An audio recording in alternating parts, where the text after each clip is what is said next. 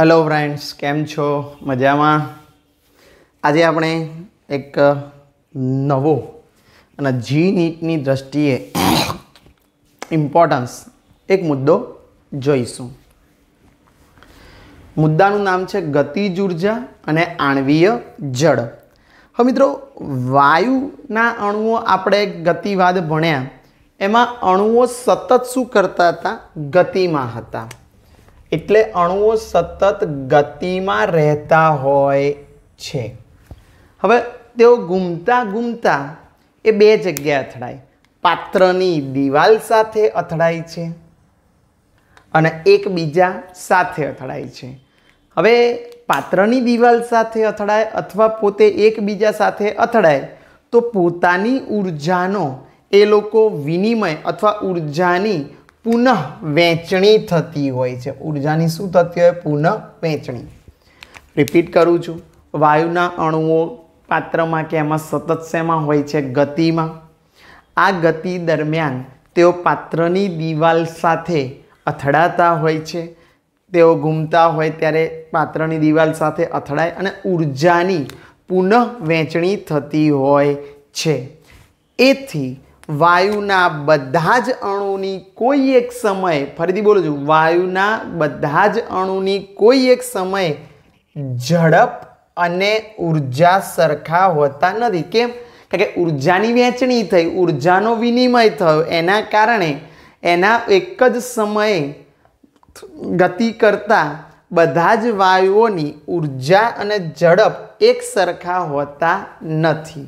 હવે ઉર્જા અને ઝડપ એક સરખા ના હોય, આથી આપણે કોઈ પણ વસ્તુ જો ઝડપ સરખી ના હોય કોઈપણની, તો આપણે એનો સરેરાશ ઝડપ લઈએ છીએ. કોઈ પણ વસ્તુનો સરેરાશ, આપણા માર્ક્સ પણ સરખા ના હોય તો આપણે સરેરાશ માર્ક્સ એટલે ટકા જે કાઢો છો તમે, એવું જ આમ અણુઓની ઝડપનું શું મેળવી શકાય છે? સરેરાશ મૂલ્ય મેળવી શકાય છે. એટલે રિપીટ કરું છું, વાયુના અણુઓ સતત ગતિ કરતા હોય છે. આ ગતિ કરતા અણુઓ પાત્રની દિવાલ સાથે અને એકબીજા સાથે અથડાય છે. આથી તેમના ઝડપની પુનઃ વહેંચણી થતી હોય છે. આથી કોઈ એક સમયે બધા જ વાયુઓની ઝડપ અને ઉર્જા એક સરખી હોતી નથી. આ જો ઝડપ અને ઉર્જા એક સરખી ના હોય એટલે આપણે અણુઓની સરેરાશ ઝડપ, હવે સરેરાશ એટલે શું?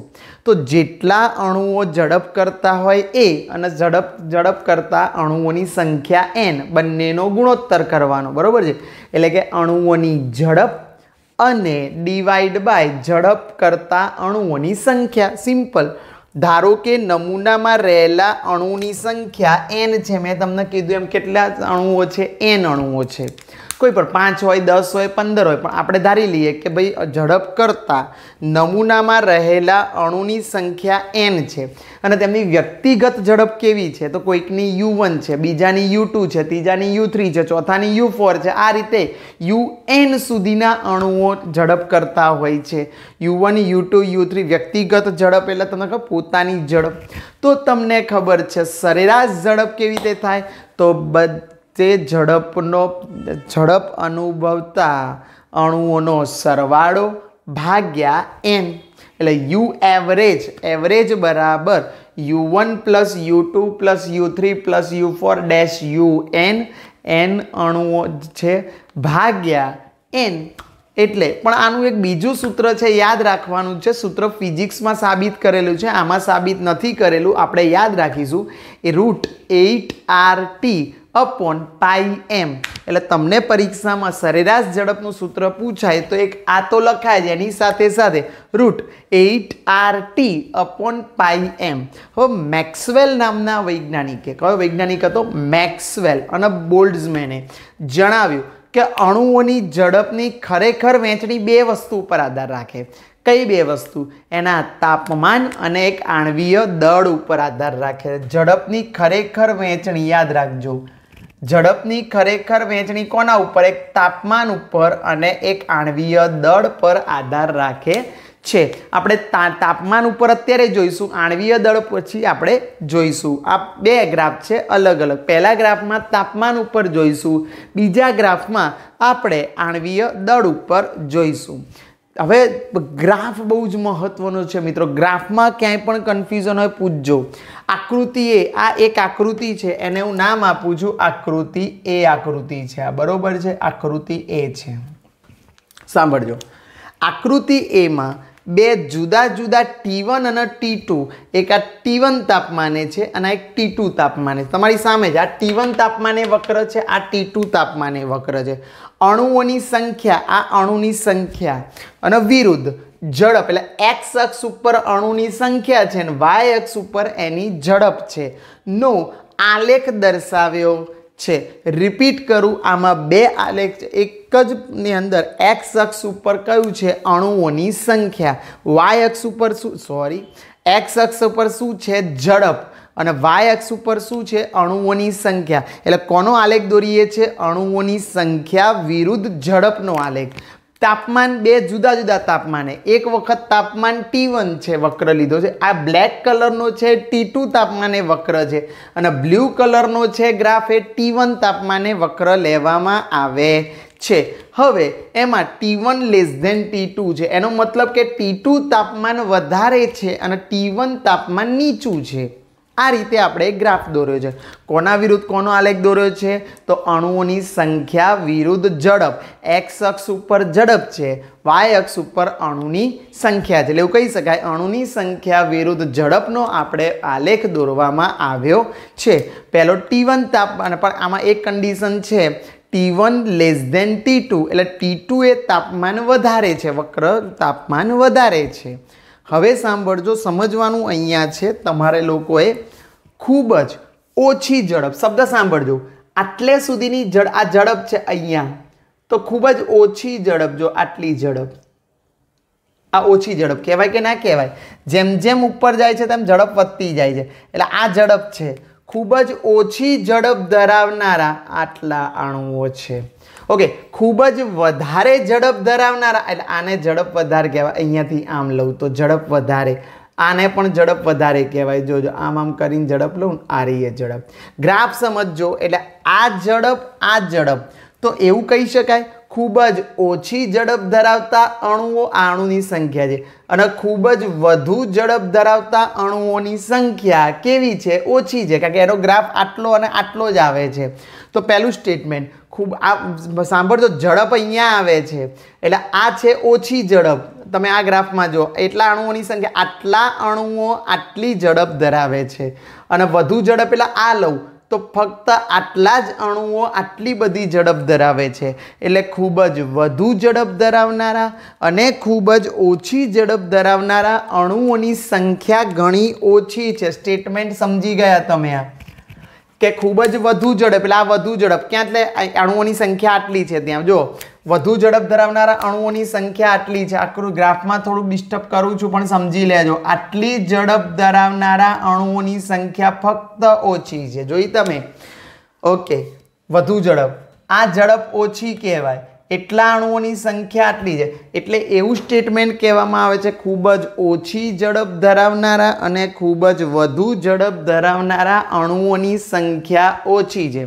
પણ હવે એક સ્ટેટમેન્ટ સમજવાનું છે, વક્રમાં મહત્તમ અણુની મહત્તમ સંખ્યા ધરાવતા અણુની ઝડપ છે, એટલે આ જુઓ UMP, આ UMP છે, એનો મતલબ શું છે?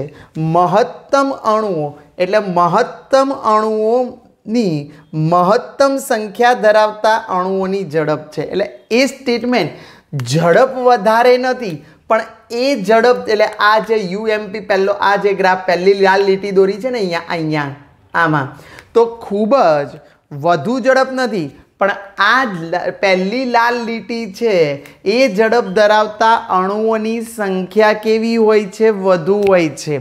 ધારો કે એક ઉદાહરણ આપું તમને, તમારે એક્ઝામ લેવાય, એક્ઝામની અંદર 20 વિદ્યાર્થીઓ બેઠા। હવે સાંભળજો, 20 વિદ્યાર્થીઓમાં 5 વિદ્યાર્થીઓએ ઓછા માર્ક્સ મેળવ્યા, એટલે કે 10ની આજુબાજુ, 50 માર્ક્સની એક્ઝામ હતી તો 10થી ઓછા માર્ક્સ મેળવ્યા। 5 વિદ્યાર્થીઓએ માર્ક્સ મેળવ્યા 45 ઉપર મેળવ્યા, પણ 10 વિદ્યાર્થીઓ એ વધ્યા એ એવા છે કે જેઓ 25 થી 30 ની વચ્ચે મેળવ્યા. એટલે તમે શું કર્યું સાંભળજો, ખૂબ જ ઓછા માર્ક્સ મેળવનારા અને ખૂબ જ વધુ માર્ક્સ મેળવનારા વિદ્યાર્થીઓની સંખ્યા ઓછી છે, એમ ખૂબ જ ઓછી ઝડપ અને ખૂબ જ વધુ ઝડપ ધરાવતા અણુઓની સંખ્યા ઓછી છે, પરંતુ અમુક ઝડપ એટલે કે આ ઝડપ ધરાવનારા અણુઓની સંખ્યા વધારે છે. એટલે વક્રમાં આ લાલ, પહેલો લાલ છે, આમાં પણ પહેલો લાલ છે, એ જ વક્રમાં મહત્તમ અણુની મહત્તમ સંખ્યા ધરાવતા અણુઓની ઝડપ છે. આ ઝડપને મહત્તમ સંભાવ્ય ઝડપ કહે છે. એટલે હું તમને આખો ફરીથી લાલ ગ્રાફ ઉપર દોરીને બતાવું છું. આ રહ્યો તમારો, આ જે છે, ઓકે, એને કહેવાય UMP, મોસ્ટ પ્રોબેબલ સ્પીડ, મહત્તમ સંભાવ્ય ઝડપ તરીકે એને ઓળખવામાં આવે છે. એટલે કે UMP અહીંયા લખેલું જ છે, તમે જોઈ શકશો. અહીંયા હું U અને અહીંયા MP લખું છું. એટલે એનો મતલબ શું થાય, આ ઝડપ જે છે એ ધરાવનારા, ઝડપ ધરાવનારા અણુઓની સંખ્યા મહત્તમ છે, ઝડપ વધારે નથી. મારા શબ્દો સાંભળજો, આ ઝડપ ધરાવનારા, અહીંયા હજુ ટીક માર્ક કરું, આ ઝડપ ધરાવનારા અણુઓની સંખ્યા મહત્તમ હોય છે, એ ઝડપ વધારે નથી. એ ઝડપને મહત્તમ સંભાવ્ય ઝડપ કહે છે. હવે સાંભળજો, તાપમાન વધાર્યું તો આ તાપમાન T2 તાપમાન કર્યું, T1 તાપમાન એ T હતો, એ આ ગ્રાફ વાદળી, T2 તાપમાન વધાર્યું તો સૌથી વધુ સંભાવ્ય ઝડપમાં વધારો થાય છે. તો સાંભળો, તો આ પહોળો ભાગ વધારે દર્શાવે છે, તો તાપમાન વધારતા શું થાય છે, સૌથી વધુ સંભાવ્ય ઝડપમાં વધારો થાય છે. એટલે કે એ ઝડપ એ અહીંયા છે. હવે આકૃતિ સમજાવું છું તમને. આ પહેલો ભાગ છે, આ પહેલો જ, એને કહેવાય એમાં પણ UMP. એટલે કે તાપમાન વધારતા સૌથી વધુ સંભાવ્ય ઝડપમાં વધારો થાય છે. તેથી ઝડપી વહેંચણી વક્ર પહોળો થાય છે. આ વહેંચણી વક્ર કેવો થઈ ગયો, આના કરતાં આ વક્ર T2 તાપમાને પહોળો થઈ ગયો, કારણ કે તેમાં મહત્તમ સંભાવ્ય ઝડપ ધરાવનારા અણુઓની સંખ્યા વધે છે. વક્રનું પહોળું થવું સૂચવે છે, વક્ર પહોળું એટલે અહીંયાથી તમારે અહીંયા આવવાનું છે લાલ લીટી પછી. વક્રનું પહોળું સૂચવે છે કે વધુ ઝડપે ઘૂમતી અણુઓની સંખ્યા વધે છે, કે વધુ ઝડપે ઘૂમતા અણુઓની સંખ્યા વધે છે. તો આ આમ તો સ્ટેટમેન્ટ સેટ જ ના થાય કે આ ઝડપ ધરાવનારા, વધુ ઝડપ ધરાવનારા નહીં, વધુ ઝડપે ઘૂમતા અણુઓની સંખ્યા વધે છે. એને UMP તરીકે ઓળખવામાં આવે છે. તો મિત્રો, આ ગ્રાફમાં તમને પરફેક્ટલી ખબર પડી ગઈ હશે કે એક જ ફરીથી બોલું છું, ખૂબ જ ઓછી ઝડપ ધરાવનારા RI અને ખૂબ જ વધુ ઝડપ ધરાવનારા અણુઓની સંખ્યા કેવી છે, ઓછી છે, પરંતુ મહત્તમ અણુની મહત્તમ ઝડપ ધરાવનાર નહીં, મહત્તમ સંખ્યા ધરાવતા અણુની ઝડપ છે. UMP છે, મહત્તમ સંખ્યા ધરાવતા અણુઓની ઝડપ છે. હવે તાપમાન વધારો છો તો ગ્રાફ પહોળો બને છે. કેમ? તો સૌથી વધુ સંભાવ્ય ઝડપમાં વધારો થાય છે, એટલે ઝડપી વહેંચણી વક્ર પહોળો થાય છે. એ એવું સૂચવે છે કે વધુ ઝડપે ઘૂમતા અણુઓની, એટલે જો આના કરતાં તો એની ઝડપ વધી ને, અણુઓની સંખ્યા વધે છે. આ પહોળો માર્ગ એવું સૂચવે છે કે આ વધુ ઝડપ ધરાવનારા, વધુ એટલે આના કરતાં તો ઝડપ વધુ થઈ, વધુ ઝડપે ઘૂમતા અણુઓની સંખ્યા પણ વધે છે, કારણ કે ગ્રાફ પહોળો બન્યો છે. એટલે વધુ ઝડપે ઘૂમતા, આની કમ્પેરમાં ઝડપ બહુ વધારે ઝડપ, આની કમ્પેરમાં વધુ ઝડપે ઘૂમતા અણુઓની સંખ્યા વધે છે. એ ગ્રાફ શું બતાવે છે? પહોળો બતાવે છે. તો મિત્રો, ગ્રાફમાં તમને પરફેક્ટલી ખબર પડી ગઈ હશે. હવે જ્યાં આપણે એક વાત કરી તાપમાન ઉપર આધાર રાખે છે, હવે એક બીજો ઓપ્શન છે, આપણે આણ્વીય દળ ઉપર આધાર રાખે છે, એ જોઈશું.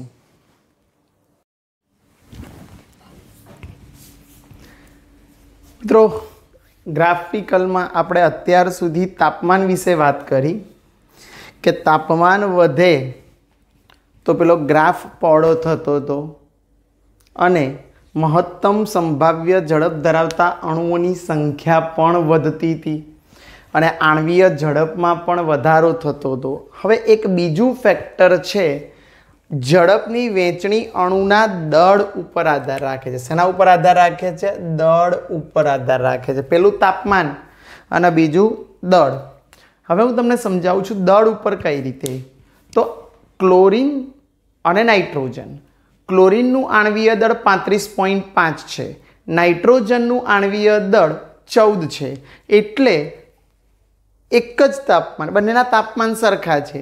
વધારે દળવાળા અણુઓને એટલે કે ક્લોરીનને હલકા વાયુ કરતાં ધીમી ઝડપ હોય છે. તો જો ક્લોરીનને ઓછી ઝડપ છે, જ્યારે નાઇટ્રોજનને અહીંયા વધુ ઝડપ દેખાડેલી જ છે, ગ્રાફ જ બતાવે છે. તમે જો બંનેના ઝડપ કે ફરીથી એક જ તાપમાન, બંનેનું તાપમાન સમાન છે, પરંતુ વધુ દળવાળા ક્લોરીનને ઓછા દળવાળા નાઇટ્રોજન કરતાં ઓછી ઝડપ છે.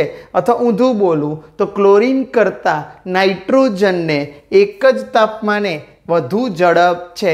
એટલે અણુ જેટલો હલકો એની ઝડપ વધારે જોવા મળે છે. એ જ વસ્તુ છે, સામાન્ય તાપમાને હલકા નાઇટ્રોજન અણુ ભારે ક્લોરીન પરમાણુ કરતાં શું કરે છે? વધુ ઝડપથી ખસે છે. તો નાઇટ્રોજન પરમાણુ એ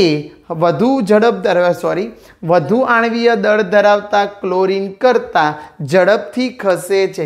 એટલે શું થાય છે એની પણ વાત કરું કે નાઇટ્રોજન અણુને ક્લોરીન અણુઓ કરતાં સૌથી વધુ સંભાવ્ય અણુઓનું મૂલ્ય ઊંચું છે. એટલે વધુ અણુઓનું મૂલ્ય આના કરતાં આનું મૂલ્ય ઊંચું છે. કે ગ્રાફ કેવો દેખાય છે? પહોળો. બે વસ્તુ થઈ અહીંયા, ઝડપ તો વધારે છે જ નાઇટ્રોજનને, પણ તે ઝડપ ધરાવનારા અણુઓની સંખ્યા પણ કેવી છે? વધારે છે. બંને બાબતો નાઇટ્રોજનને લાગુ પાડે છે. મિત્રો ખબર પડી ગઈ હશે. ફરીથી એક વખત સમજાવું છું. આણ્વીય ઝડપ ઓછા આણ્વીય દળ ધરાવતા અણુઓને અથવા પરમાણુઓને વધારે હોય, લાઈક નાઇટ્રોજન. સાથે સાથે તે ઝડપ ધરાવનારા અણુઓની સંખ્યા પણ ક્લોરીન કરતાં નાઇટ્રોજનમાં વધારે હોય છે. એને આકૃતિમાં દર્શાવ્યું છે. એક જ તાપમાન એક જ તાપમાને વ્યક્તિગત ઝડપ બદલાતી રહે છે. એવું થયું ને, અણુઓની વ્યક્તિગત ઝડપ બદલાતી રહે એટલે જુદા જુદા વાયુઓની વ્યક્તિગત ઝડપ બદલાતી રહે છે, પણ ઝડપની વહેંચણી તો સમાન જ હોય છે. ઓકે. હવે કણની ગતિ ઉર્જા. ગતિ ઉર્જાનું સૂત્ર તમે લોકો ભણી ગયા છે, 1/2 mv². અહીંયા આપણે વેગનો u લીધો છે એટલે mu². હવે u બાર સ્ક્વેર કરું છું એટલે યુનો સ્ક્વેર કરું છું. u બાર હતો એનો સ્ક્વેર કરી અને એનો મીન લઉં છું. આ વસ્તુ સમજવા જેવી છે. u bar square is equal to u1 square u2 square plus un square upon n. આ u બાર સ્ક્વેર શું છે? તો સરેરાશ વર્ગ મૂલ્ય છે. બે વસ્તુ થઈ, એક સરેરાશ પણ લીધો અને વર્ગ મૂલ્ય છે. સરેરાશ કેમ? બધાનો સરવાળો ભાગ્યા n, અને વર્ગ કેમ? એની ઉપર વર્ગ કર્યો છે. જો આપણે હવે આ સરેરાશ વર્ગ ઝડપનું વર્ગમૂળ લઈ લઈએ એટલે રૂટ u બાર સ્ક્વેર લઈ લઉં, આપણને ઝડપનું મૂલ્ય મહત્તમ સંભાવ્ય ઝડપ અને સરેરાશ ઝડપના મૂલ્યથી અલગ હોય છે. એને કહેવાય છે સરેરાશ વર્ગિત ઝડપનું વર્ગમૂળ. ફરીથી બોલું છું, પહેલાં તમે કાઇનેટિક એનર્જી બરાબર 1/2 mv². હવે હું u સ્ક્વેરને u બાર સ્ક્વેર કરું છું એટલે એની સરેરાશ લઉં છું. સરેરાશ લઉં એટલે તમે શું કરશો? u1 સ્ક્વેર પ્લસ u2, પહેલાં u1 square u2 square u3 square, પછી એનો સરેરાશ બોલું છું તો u1 square plus u2 square plus u3 square un square by n. આ મને મળ્યું સરેરાશ વર્ગ ઝડપ. સરેરાશ વર્ગ ઝડપ. હવે સરેરાશ વર્ગ ઝડપનું આપણે શું લઈએ છીએ? વર્ગમૂળ લઈએ. તો એ મૂલ્ય સરેરાશ વર્ગ ઝડપનું વર્ગમૂળ મૂલ્ય, એ મળતું ઝડપનું મૂલ્ય મહત્તમ સંભાવ્ય ઝડપ, that means most probable speed આગળ ભણી ગયા, અને સરેરાશ ઝડપના મૂલ્ય કરતાં અલગ હોય છે અને એને કયા નામે ઓળખાય છે? સરેરાશ વર્ગિત ઝડપનું વર્ગમૂળ કહે છે। તો મિત્રો સરેરાશ વર્ગિત ઝડપનું વર્ગમૂળ કઈ રીતે શોધવાનું? તો સરેરાશ પહેલાં તો વેગ લેવાનો, વેગનો સ્ક્વેર કરવાનો, બધાનો સ્ક્વેર કરીને એનું સરેરાશ લેવાનું અને એનું પછી વર્ગમૂળ કરો તો એને કહેવામાં આવે છે સરેરાશ વર્ગિત ઝડપનું વર્ગમૂળ તરીકે ઓળખવામાં આવે છે।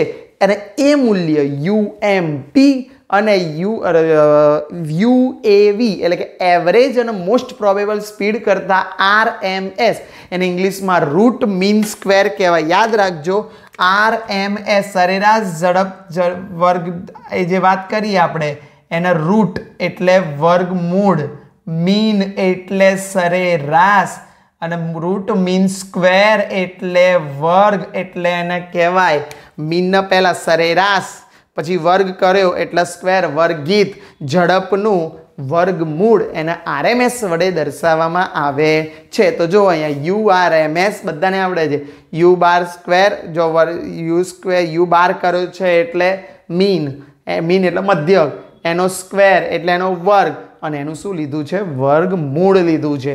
હવે એને બીજો એક સંજ્ઞા વડે દર્શાવવામાં આવે છે, એનું સૂત્ર √3RT/m। તો મિત્રો કેટલા સૂત્રો જોઈશું આપણે અહીંયા? 3। પહેલું સૂત્ર યાદ રાખો, યુ એવરેજ સરેરાશ ઝડપ એનું સૂત્ર છે 2RT/m, 2RT/m। URMS નું સૂત્ર √3RT/m અને UMP નું સૂત્ર મોસ્ટ પ્રોબેબલ સ્પીડ નું સૂત્ર યાદ કરો મિત્રો, એનું સૂત્ર હતું √8RT/m। હવે ત્રણેયને ધ્યાનમાં લેજો, ત્રણેયને ધ્યાનમાં લેજો, મોટું કોણ? તો જુઓ RT/m RT/m ગયા તો ત્રણ વસ્તુ રહી, RT/m RT/m ગયા, ધ્યાન રાખજો એટલે આ તો તમને ખબર પડી ગઈ હશે। આ ત્રણ વસ્તુ રહી તો પહેલાં શું છે આપણે ત્રણેયમાં ધારો કે પહેલાંના બરાબર RMSની જગ્યાએ √3 લઉં, પછી પહેલાંની જગ્યાએ RMSની જગ્યાએ √3 લીધા, પછી પહેલાં એવરેજની જગ્યાએ 8/π, ઓકે, અને સરેરાશ ઝડપ એના બરાબર √2 લઉં, ઓકે। તો ફરીથી ત્રણ સૂત્રોને જોઈએ આપણે, સરેરાશ ઝડપને આપણે √2 લઈએ, બરાબર છે, પછી આ √8/π છે અને √3 છે, તો સૂત્રમાં √3 એટલે શું થાય? તો 1.73, √2 એટલે 1.41 અને આને એ √8/π એટલે 8/3.14 અને એનું રૂટ નીકાળું તો 1.77, સોરી એકલો ચાપડે છે 77। તો URMS એ સૌથી વધારે છે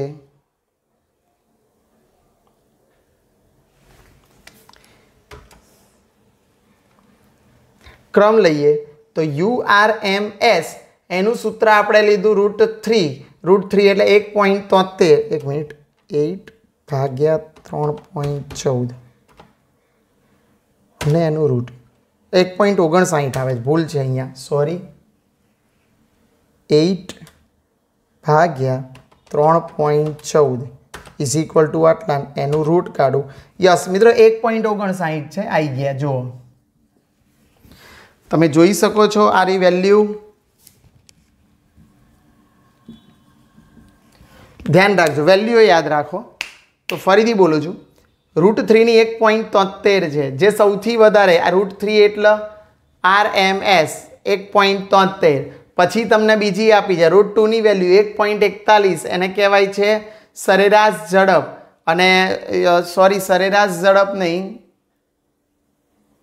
UMP, હા UMP એટલે √8/π એટલે વચ્ચે તમારો UAV આવે છે, UAV એટલે એવરેજ સરેરાશ ઝડપ એટલે 1.59,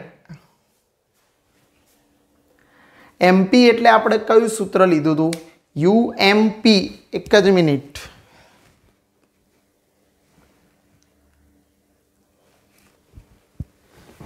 મિત્રો એક નાની ચેન્જ કરી દેજો. સરેરાશ ઝડપનું સૂત્ર છે √8RT/πm અને UMPનું સૂત્ર છે √2RT/m.